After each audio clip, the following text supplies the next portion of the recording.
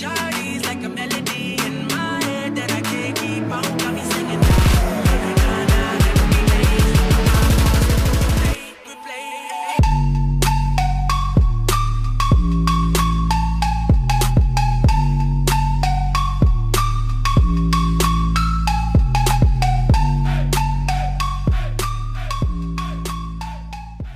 Like the Barbie, I'm a doll, but I still wanna party. Big felt like I'm ready to bend. I'm a 10, so I pull in a 10. Like Jazzy, Stacy, all of the Barbies is pretty. All of the Barbies is bad. It's girls, and we can play tag.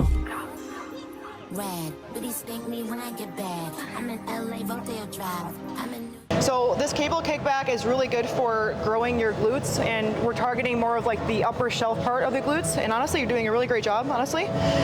When you get to the top, I would say really like slow down I would say like when you get here, and like really try to feel your hamstring work when you go all the way back, if that makes sense. Okay. Like you'll feel like that separation, like almost like right under your butt there. Yeah, there it is, good.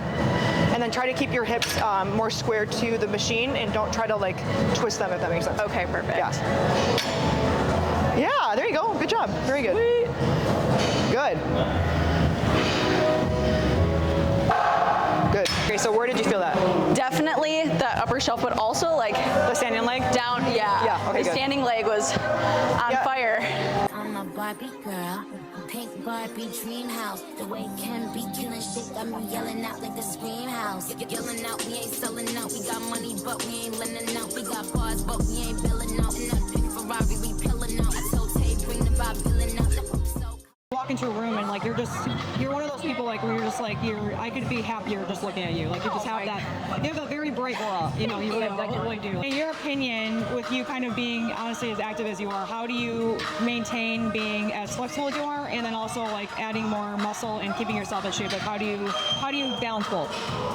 Yeah, so I will say, growing up as a competitive dancer, it's like all flexibility, all that sort of stuff. So then adding in the more like fitness workout weightlifting, it has been a balance of like, okay, I'm getting older. Yeah. I don't use the flexibility as much. Yeah. So how can I add that into my routine? So stretching, making sure that I'm recovering properly, rolling out, like all those sorts of things I try to do, because it's like as you get older, you lose it. And so it's like, okay, you got to keep up with that, because it's so important, even with weightlifting, all that, to have that flexibility, that range of motion. Absolutely.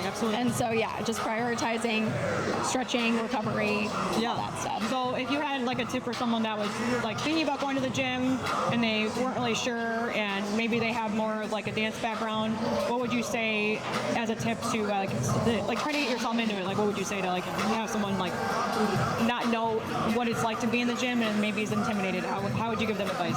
No, for sure. I will say I was very intimidated to go to the gym. It is very scary, like, honestly. It really is. For everybody. Like that. Yeah. Like everybody gets scared to go to the gym at first. Like, and I think that's the biggest misconception is people like forget that like everybody starts like from like ground zero. You know what I mean? So. Yeah, and I think, I don't know if it was just me, but like my perception was like, oh my gosh, everyone's gonna be looking at me and seeing that I'm doing the wrong thing, or I'm like, everyone's doing their own thing. No one cares. We're all on different steps in our own journey. So we're at all different levels. And honestly, something that really helped me in the beginning was, well, for one, my husband is really into fitness. He's a professional athlete, so like he helped me a lot. But even before I met him, it's like YouTube or like watching you. Like, what kind of exercises are these other people doing? And let me try to find that machine in the gym. Let me try to pick up some dumbbells and just try it. You don't have to, it's not going to be perfect.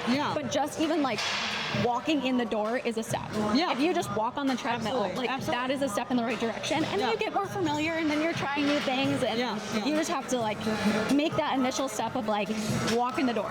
I will say at this point in my fitness journey, as you will, I feel like people always ask, how do you stay so motivated? How do you go? And I honestly don't think it's motivation at this point. It's like you're not every day you're motivated. Honestly, more than not, like you're not going to be motivated to go. Yeah. I will say it's more discipline. Like I put a schedule together for myself. I work out this day, this day, this day. Yeah. And so I'm just showing up for myself. For sure. And I know at the end of it, I'm going to feel so much better. The little funk that I'm in, most of the time, it's better. Because you're moving your body and it's just like, it's so fulfilling. Yeah. So it's kind of like a non-negotiable. It's like, okay, I have to go. Yeah. It's just part of the routine. Yeah. I'm just going to go. I like that you said that, non-negotiable. What would you say advice would be if someone was thinking about starting social media?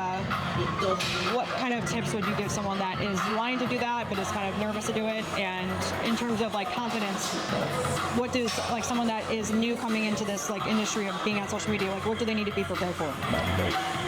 I think typically when I talk to people, it's like, you know, I want to get into social media. What should I do? And I'm like, okay, well, are you posting?